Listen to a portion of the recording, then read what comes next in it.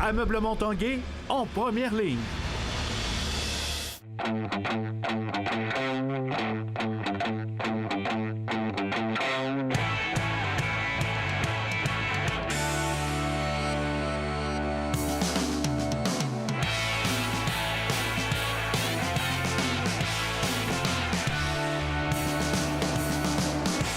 À tous un bon lundi, bienvenue à l'Esprit sportif. Dans l'émission aujourd'hui, on parlera un peu plus tard de snowboard avec la championne du monde, Laurie Blouin.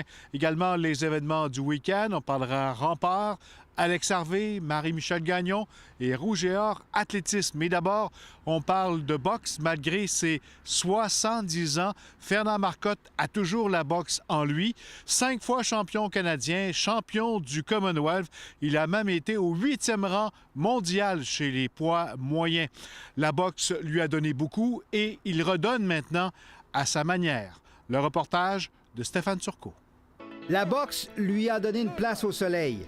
Aujourd'hui, à 70 ans, Fernand Marcotte est toujours reconnaissant de son sport. Jack! Bien, d'assurance sur moi-même. Tu sais, la confiance de pouvoir faire des choses. Et puis, aussi, je suis pas gêné, je demande à des gens. Tu sais, si j'ai des choses à demander, je demande. Tu sais. 2 heures! À raison d'une fois semaine, il entraîne encore des initiés. J'aime bien ça, puis je trouve ça fun. J'ai des bons membres. Tu sais, j'ai des membres qui sont vraiment plaisants. Tu sais, fait que...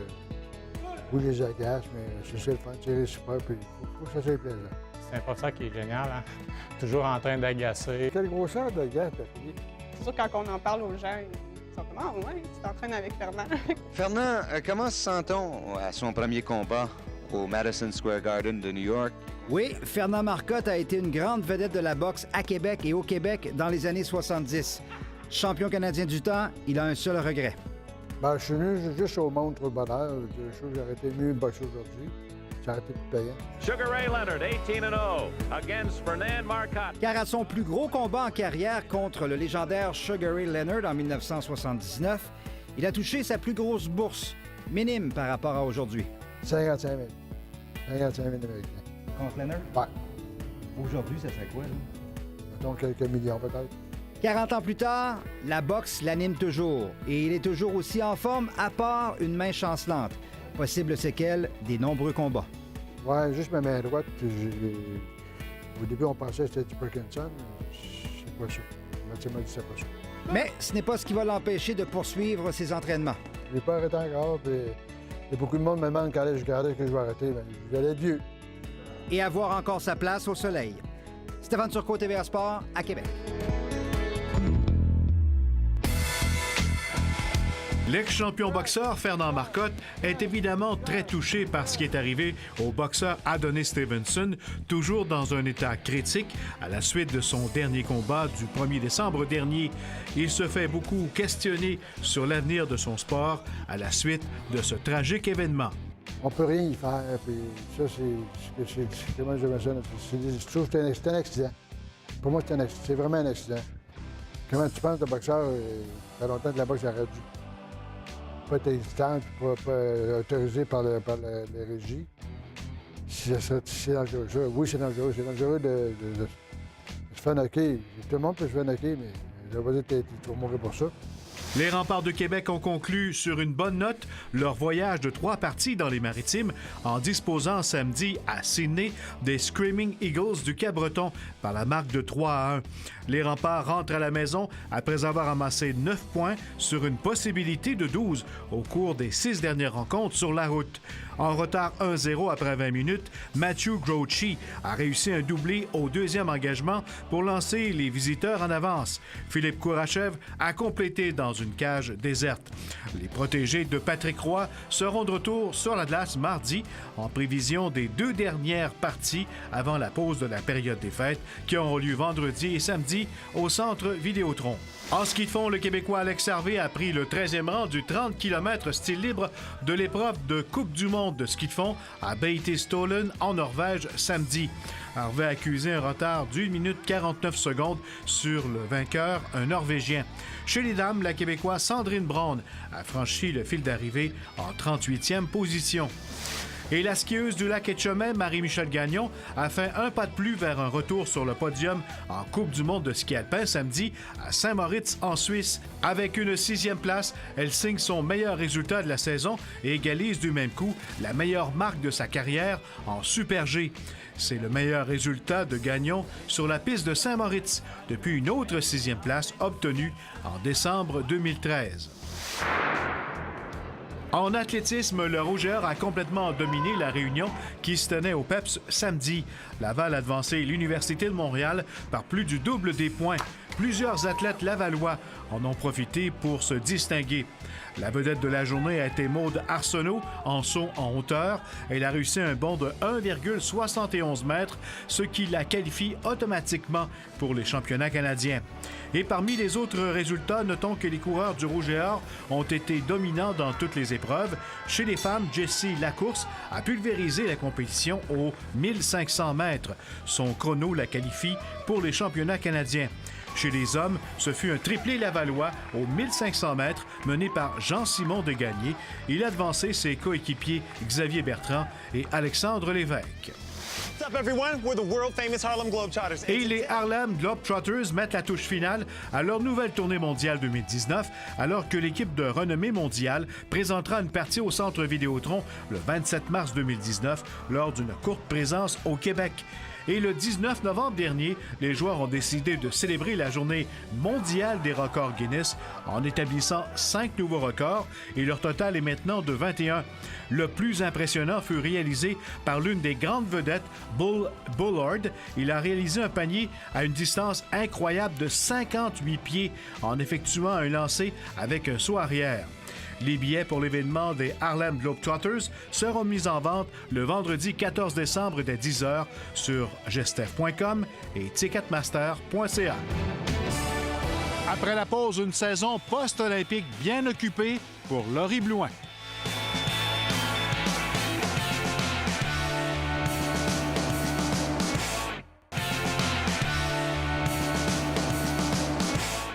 Parlons maintenant de snowboard. La nouvelle saison de la championne du monde et médaillée olympique Laurie Blouin est maintenant débutée. Ça a bien débuté en Big Air avec un podium. Elle s'attend à une autre saison bien occupée. Reportage.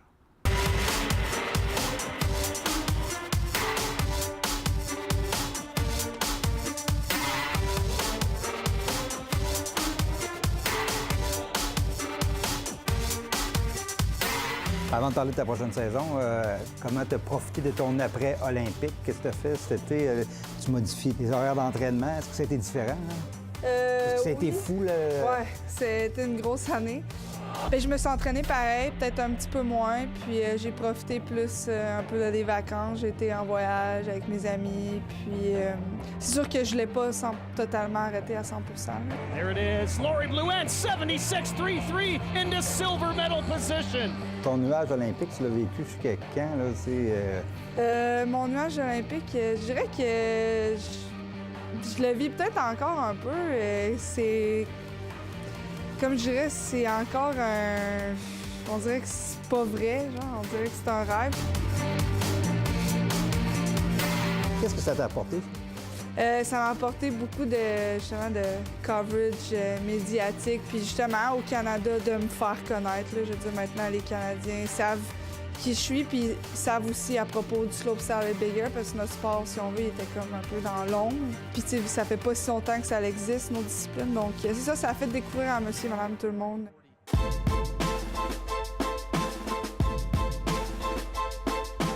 Comment va être l'année après-olympique? On dit peu importe le sport, là, c'est tout le temps plus relax. C'est comme... Bien, ça reprend son flow. Je veux dire, pour nous, on a un circuit, puis on a des compétitions, des Coupes du monde, US Open, les X-Games. Puis on reprend les compétitions, je veux dire, comme les autres années dernières. Là. Mais c'est pas juste les Coupes du monde qui t'intéressent, toi, cette année. Je pense qu'entre autres, là, Bien, c'est sûr, les X-Games. Que t'as jamais fait. Non, je les ai jamais faites, puis c'est vraiment difficile de rentrer dans les X-Games. Je veux dire, il faut vraiment que tu prouves, puis eux autres, ils choisissent vraiment qui ils veulent. Ils ont le pouvoir de faire ce qu'ils... Ouais, ils ont le pouvoir de faire ce qu'ils veulent. J'appelle ça comme la mafia des compétitions, si on veut, parce qu'ils invitent qui ils veulent, ils font ce qu'ils veulent, puis il y a seulement 8 filles. Donc, c'est ça. Faut que tu prouves vraiment, puis quand tu es rentré une fois après, c'est plus facile. Même ta médaille olympique te permettrait pas d'y aller? Ou en tout Non, cas, ça les impressionne pas assez? Ou Ben, je veux dire, oui, mais c'est ça, ça dépend de leurs critères. Puis eux autres, c'est un show vraiment. Fait que, tu sais, ils vont inviter vraiment les meilleurs. Je pense que sans me jeter des fleurs, tu sais, je veux dire, je pense que je fais partie des meilleurs.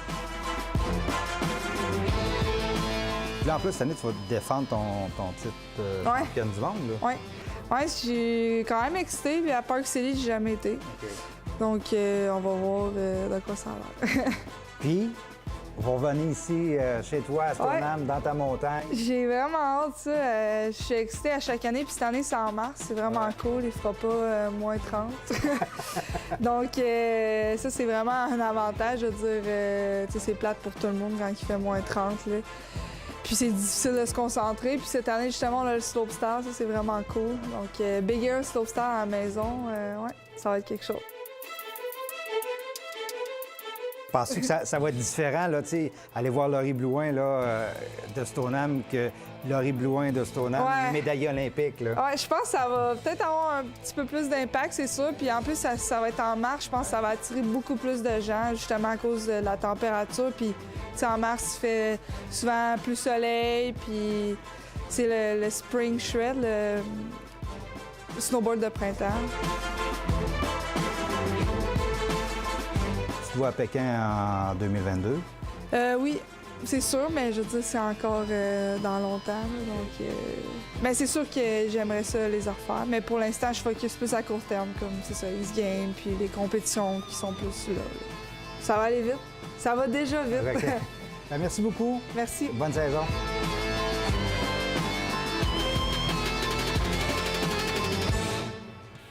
Voilà qui complète l'esprit sportif pour aujourd'hui. Demain, entre autres, on ira faire un tour à l'entraînement des remparts.